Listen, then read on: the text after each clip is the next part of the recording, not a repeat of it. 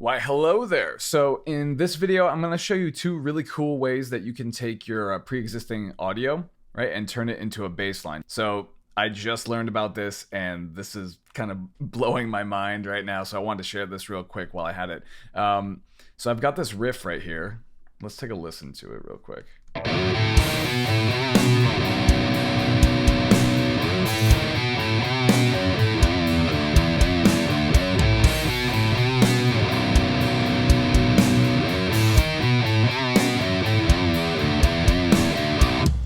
Right? So very sludgy. I've also got another example over here that I wrote as a result of this writing session. Obviously just rough ideas, but let's listen to this one.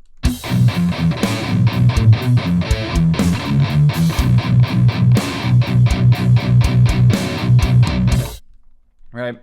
Very staccato, very different as far as the articulations are concerned in the respective riffs here, but I wanted to see how Easy Bass held up with converting these two different examples into a MIDI bass line. So let's talk about that real quick. Okay, so as you can see, this is a track that I recorded into the session. This is one that I rendered down and just bounced out and dragged into my session. So, you know, just to show you what that looks like. Right, you can, so I call this the sludge riff, right? And it's in your audio files, right? That's where I send mine. You can send it anywhere, obviously, but what I did, it's brought in here. So let's open up here. Let's see. So we got my software instrument track all set up and ready to go. I just want to insert Easy Bass on it. Okay, so all I'm going to be focusing on today is the use of the audio tracker function, which is just, it's so cool. So first off, I'm going to just click here, and I have a couple of options here. I could either record audio straight from my DAW, or I can select an audio file. So that's what I want to do right now. So just going to go open and go to my audio files. And rendered DI. Open that up. And it immediately analyzed everything. Super cool. So I have some options here, right? All I want to do is select guitar audio to bass MIDI. So click on that. And I can tweak the parameters if I want to include percussive mutes, grace notes, slides, ghost notes. So I think I'm good with everything here. It's pretty cool. You can change the tempo if you want. I messed around with this a little bit. I tried out the estimated tempo, but it was a little weird. So I'm just going to leave it as is. Hit OK. All right, so here's all the information. I'm not really going to go into the editing aspects of things. I'm actually used to editing in the piano roll in the Logic anyway, so I'm just going to add the MIDI to the song track here. And beautiful. Brings it right up. So bring this over here, and let's hear how things sound.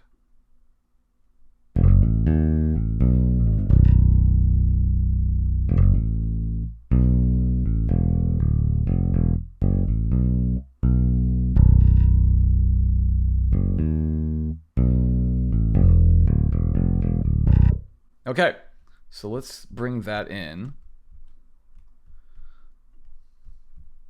Let's just drag this in. Mute you, and let's hear how it sounds.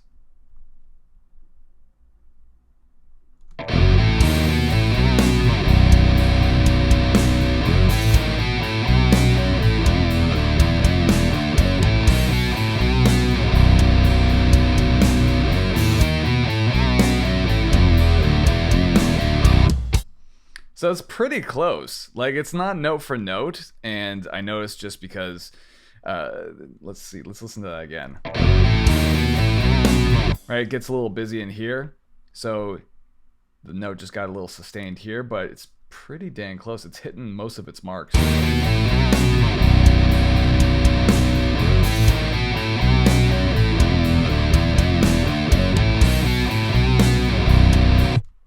You know, not perfect, but it's enough for me to go in and just like tweak things a little bit here and there. So like if I wanted to,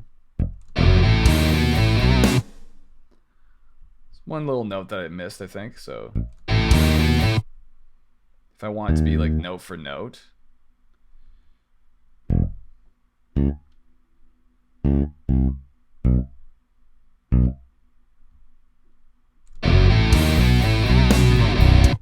Yeah, stuff like that. So you can just make little tweaks. It's pretty cool, I must say.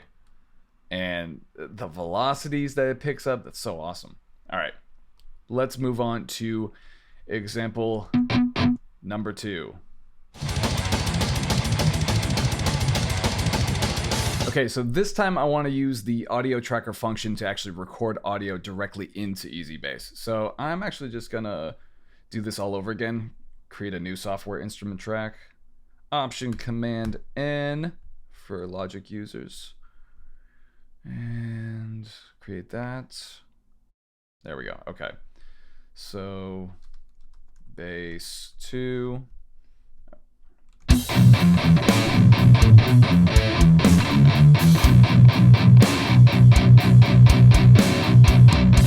Yeah, need to work on that performance, but I like the riff idea. So let's bring this in here.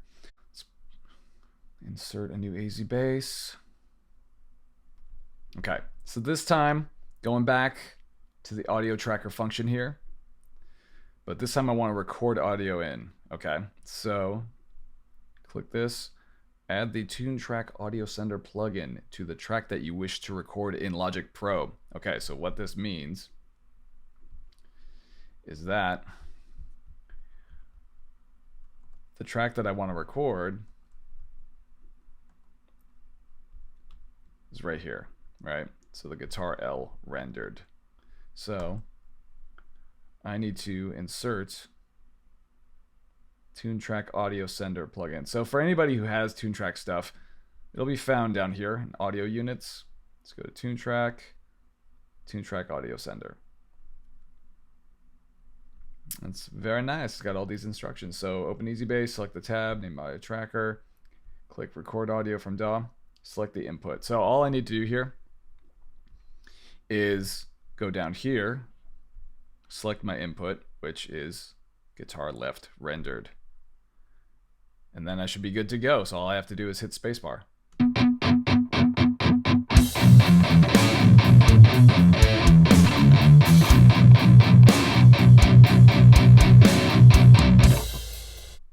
Perfect. And same thing as before, right? So bass audio to MIDI, etc., etc., etc. So I want guitar audio to MIDI. Keep everything. And once again, there's all my MIDI information. And I'm going to add the MIDI to the song track once again. So where are we at here?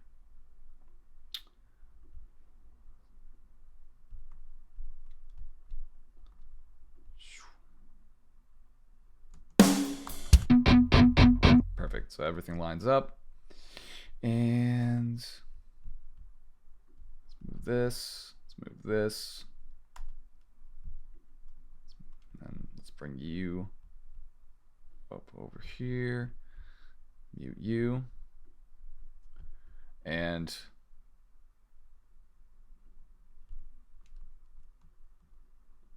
so it looks like it's about here. Yeah. Okay. All right. Moment of truth. Here we go.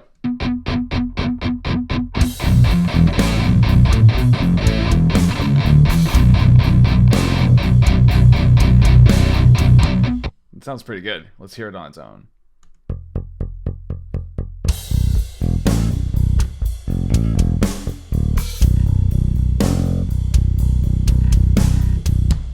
See, so there was so much palm muting going on in the guitar riff. It's so cool. It picked all of that up right here.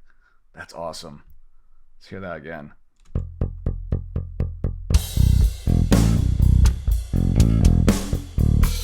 Let's say I want these notes to pop out, right? Just get rid of all this.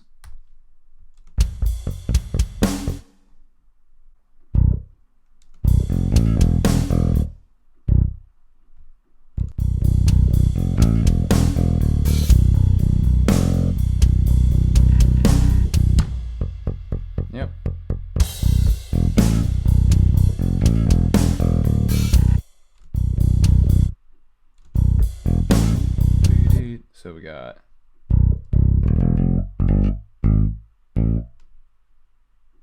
And here it is.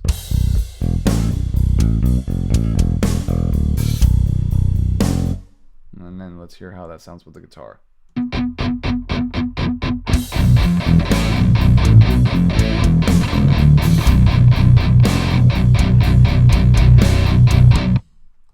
Pretty cool. So obviously, if I had a tighter take, it would result in a much tighter sounding take here, but you get the idea, right? Super, super handy. All right, so I want to see how this all sounds in the mix with the previous riff.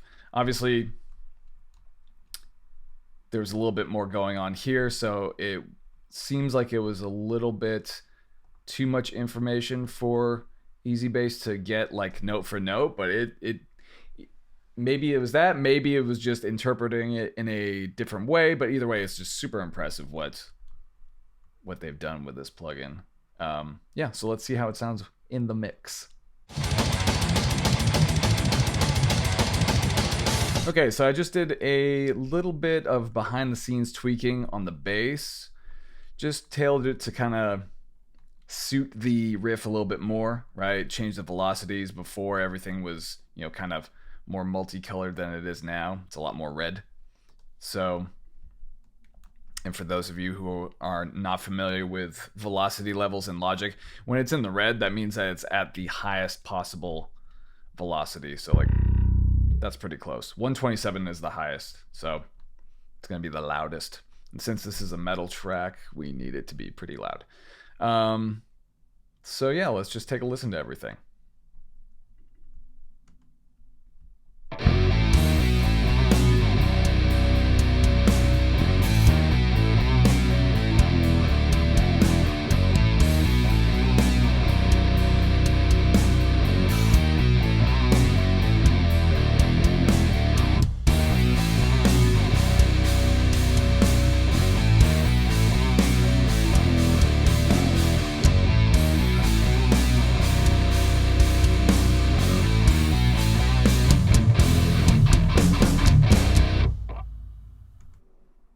It's pretty crazy how good that bass sounds, and you know, the behind the scenes tweaking didn't take much longer than 5 minutes, just kind of nudging notes and adding a couple things here and there. And this would have taken me, you know, anywhere from half hour to an hour, maybe, depending on how, you know, perfectionistic I get with tracking the bass. So I just wanted to share this real quick. I hope this helps. I'm gonna have a lot of fun playing with this, and thanks so much for watching. If you are interested in learning how to write better riffs like this, I've actually put together a mini course that looks at 3 different ways that you can approach the writing process, and this is something that I share with all of my private students. So if you are interested, you can find out more about that at the link in the description below. So thanks again for watching. I appreciate it.